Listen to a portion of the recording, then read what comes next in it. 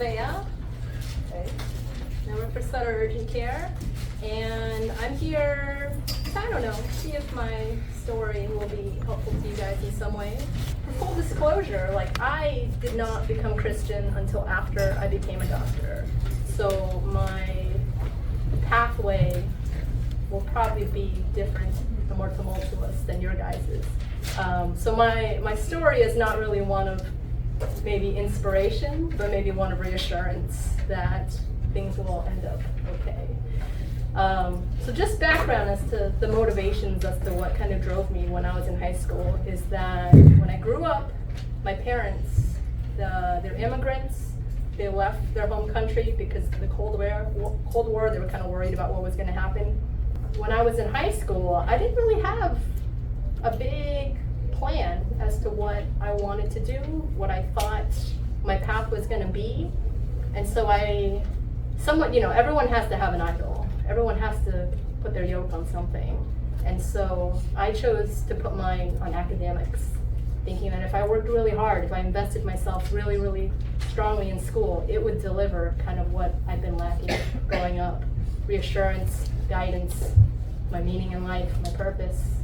So, I grinded really hard in high school. I was my school valedictorian. I took 10 AP classes. I took college classes during the summer. And I still didn't have a whole lot of guidance, but I did well in high school. And then when I chose to go to college, I chose to go to the University of California because the tuition's cheap. I didn't want to be a big burden on my parents. Didn't want to go to private school, especially if I didn't know what I wanted to do.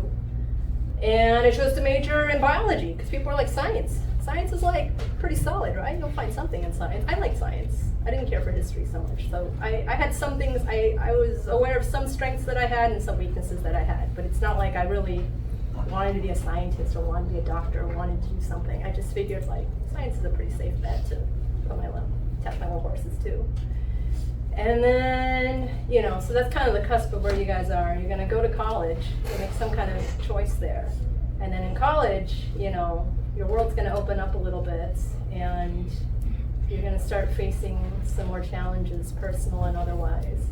And so I started really facing the reality that I was really lost in college, that I didn't really know where life was going to take me, and I didn't really have a good direction. So I was still strongly dedicated to academics. I still did really well in my classes.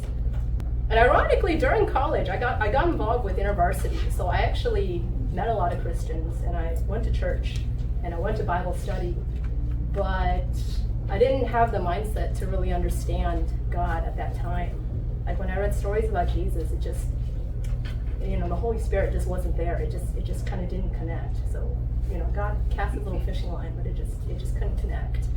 And so I was still very lost. So I spiraled pretty hard in college. So by my last year, I was not doing so well in my classes because I was kind of losing the drive. I was very lost. I really didn't know what was going to happen. Because I was trying all these possible interests and they were kind of coming up on dead ends. I just didn't have anything. And so I actually finished college in 3 years because I took so many AP classes and I took so many college classes. And every summer I took classes just because I was hoping that if I poured more and more into academia and my idol, that it would come through. It would give me what I wanted, but did not. And so after I'd finished college, I had this kind of gap year, and then I decided, I guess I don't have anything else better. I guess I'll just apply for medical school, since everyone says, doctors are prestigious, they're in need, it's a good profession to be. I still didn't have a lot of conviction, but I applied.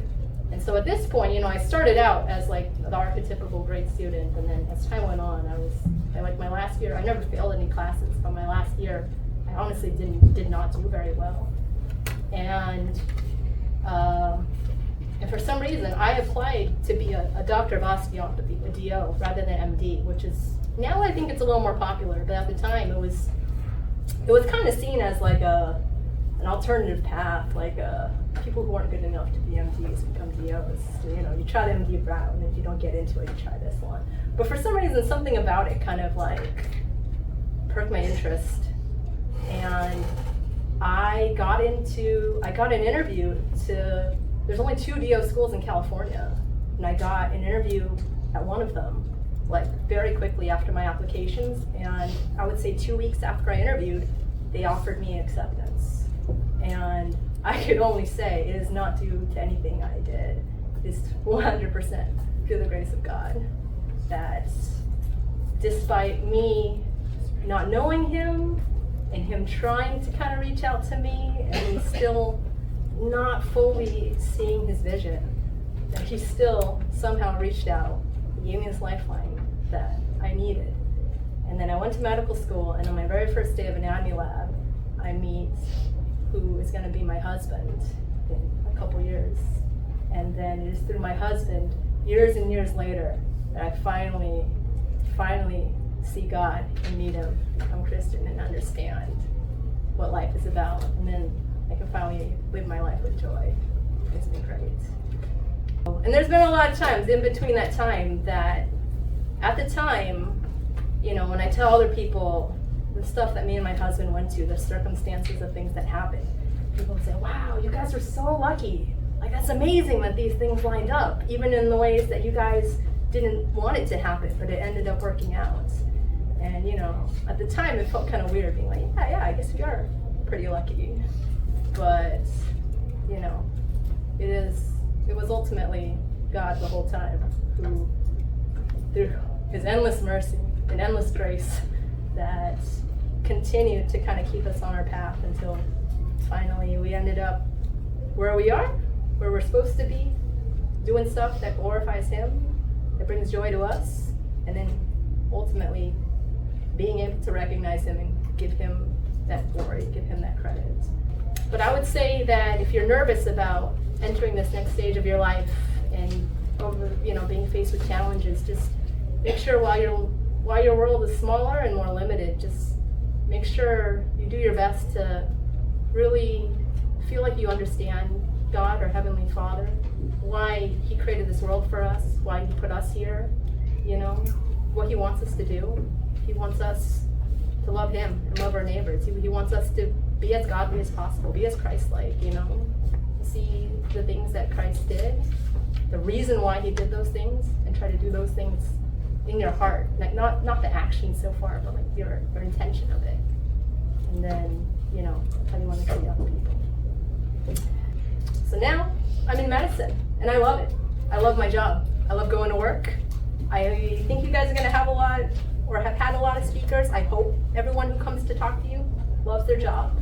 Not everyone does have to. You don't feel like you have to fail if like you end up in a job that you don't absolutely love, because work is just one part of your identity, you know? Like, life is all about balance. It's not all about work. It's just, if you love your job, then that's at least 40 hours a week or so that you're doing something that, you know, is coherent with your ideals and what you like. But I like medicine. I think the biggest thing I like about it is because I get to serve other people in a very, very direct way, which all of us as humans, we have an innate need to seek out God, number one, to search for the divine. In all countries, all nations, everybody has this innate desire. And then number two, we have an innate desire to serve other people, to build connections, to be a part of our community. So I feel like if you are uncertain and you don't have like a good path, and maybe you may not find something you're super passionate about, I feel like something in the medical field at least scratches that itch of being able to serve others, because I think that's a very, very important need. I'd say the downsides of medicine is the flip side of all the pros, that because you are serving in such a tangible way and that you're doing such an important service, you can have bad boundaries, that you can start being over-identifying in your role. You can turn medicine itself into a false idol, that you get caught up in your good works. You start thinking that you're the one doing the works, you're the one doing the healing, and really you're a conduit through God, that he is doing all of these actions. But so I'd say if you've never met bad medical providers, it's probably through, you know, they've gone off the deep end in terms of pride. They're overly invested in their identity as in, you know, someone in medicine, that, you know, that they've kind of lost sight as to what they are here for and what they're actually doing and who's actually doing things. So it's a careful balance that you have to strike. yeah, the biggest pro for me is that I love it, which I wouldn't have guessed that I would have loved it in high school or even in college. So it's kind of hard to say because you change a lot as time goes, you know. So when you say that it takes a lot of conviction, what do you mean? Well, it's difficult. It's a difficult journey.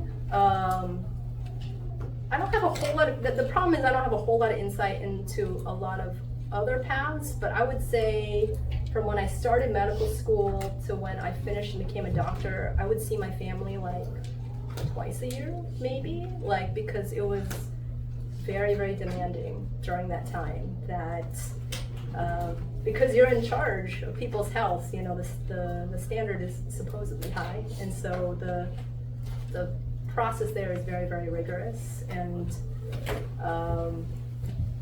if you don't have a strong dedication, a strong idea as to what you are aiming for, then it's very, very difficult to get through there.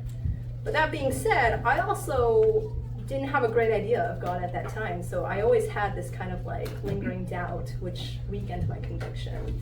And so if you put your trust in God, then that will help give you something. Though you always, your faith in God has to be in His plan, you know, that you have your plan and you form your plan hopefully based on your recognition of the special gifts that God has given you separate from other people, because He has a different path for each of us. But you know, just like, you know, if you're going to go into the fiery furnace, you believe God has the power to not have you engulfed in flames, but you acknowledge even if you do, you still have your full faith in God. You still follow Him. You still believe in Him because you trust His plans above your plans. So you know that what He has for you, what He's designed for you is going to be for the best and it's going to work out. So hopefully that will make the process not as arduously difficult as mine was. Do you wish you would have become an MD? No, I don't. I love being a DO. I kind of skipped over it because I have a poor sense of time, so I didn't know if I was going to go over. But in case anybody cares. So MD is like it's like old school. You're the original medical doctor. You were doing leeches before, and then eventually now you moved away from leeches, you know, that kind of stuff.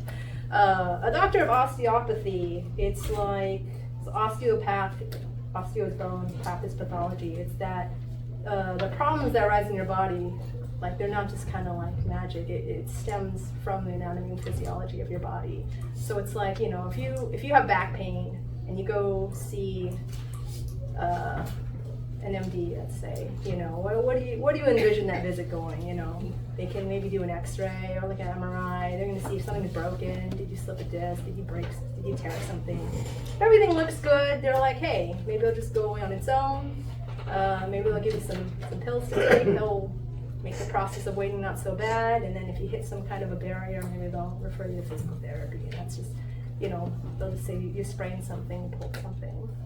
So as an osteopath, that your body can not have any bony damage to it, but your muscles can be off.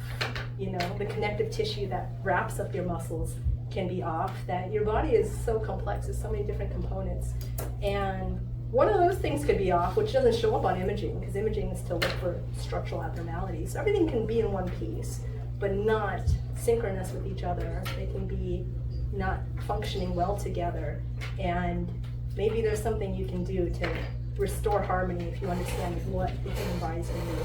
So it has some overlap with like a chiropractor, where a chiropractor is like supposed to like put your bones back in the right place. They crack your back, crack your neck or whatever, and then you feel better. But the idea is that like your bones don't just move on their own. That's just not how it works. Muscles and tissue have to pull those bones slightly out of place, and then your body just doesn't feel super good about it.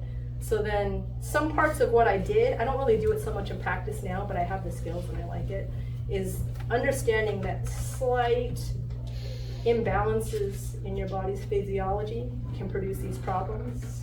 And I don't know, seeing that, being able to explain that to patients, letting them understand what's going on with their body, because I think that's one of the big beefs that people have with medicine. The doctor doesn't really like I don't really know what's going on. Like I went in there and I don't know anything more walking out and walking in, even if my problems eventually go away. So that's one thing I like to do. I like to, everything happens, it all makes sense. Our bodies make sense.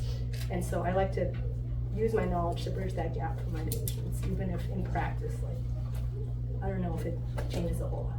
But I love being a DO. I love that knowledge. Yeah. What do you see on a daily basis? Because you work at an urgent care, correct? Yeah. What do you see? What do I see? I see a lot of things. My sister-in-law is a lawyer, and then she told me recently, she's like, don't you want to see the same thing every day? And I said, that is my nightmare of a situation you've just described in one sentence. Right now it's flu season, so I see a lot of people that are sick. Flu was really high on the rise, now it's kind of come down. So you see people that are sick with either bacterial or viral illnesses. You see people with a sprain or break things, musculoskeletal issues, people that throw out their backs, mess up their necks. A lot of stomach stuff, Some people, they have appendicitis and they're really, really bad at knowing if they have appendicitis. They come to urgent care and that's not a good place for them. So I gracefully guide them to where they need to be. One guy had a heart attack in my urgent care. And while I was getting him to the hospital, he kept telling me about the marinara sauce he had last night. I was giving him a terrible GERD, like, hey, I just need some antacid and then he's gonna feel so much better. And I said, my friend, the hospital is gonna have the best antacid you have in the world. You get there and they will help you. And he said, thank you, doctor. And then they gave him like 4 stents in his heart. He's all right. Let me think. Well, you see all kinds of stuff. I diagnose people with cancer. That sucks, but you see all kinds of things, mostly because people, I guess urgent care fills this kind of strain, like a need because of how dysfunctional our medical system is, that it's hard for them to get into the regular doctor, but they don't want to do the nightmare 8-hour wait in the waiting room at the ER, so they come to urgent care, and then I kind of either fix the problem or kind of shove them in like one direction or another. So I see all kinds of stuff. Have you ever had a patient die? Oh yeah, I have. Yeah, it's rough. I've had. Does that affect you? Yeah, and so that is a heavy burden in medicine, that the stakes are higher, which is, higher highs is lower lows. On a day-to-day basis, most of the time people don't die. You feel good, everyone's happy, everyone smiles, but the risk is there because people are coming to you with their trust, with their burden, and you have to handle it appropriately. And if you don't handle it appropriately, the fallout, number one, is worse, and kind of almost unfairly, you don't feel the front of the fallout, they do, so it is very, very heavy. To my knowledge, I think there's only 2 patients that died as a direct result of my actions, and that was when I worked in the hospital. Like, so I take care of ICU patients, and I was working in the ER. But in urgent care, I haven't had anyone.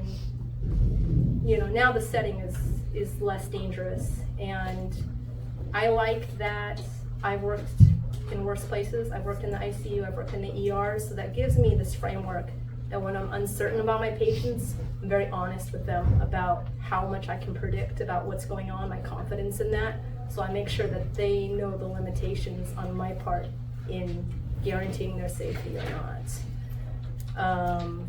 But the first time I had a patient of mine die directly as a result of my actions, I kind of wanted to quit. I kind of felt like this is, up until then, I felt finally like I found the place that I was supposed to be, doing the thing I was supposed to do.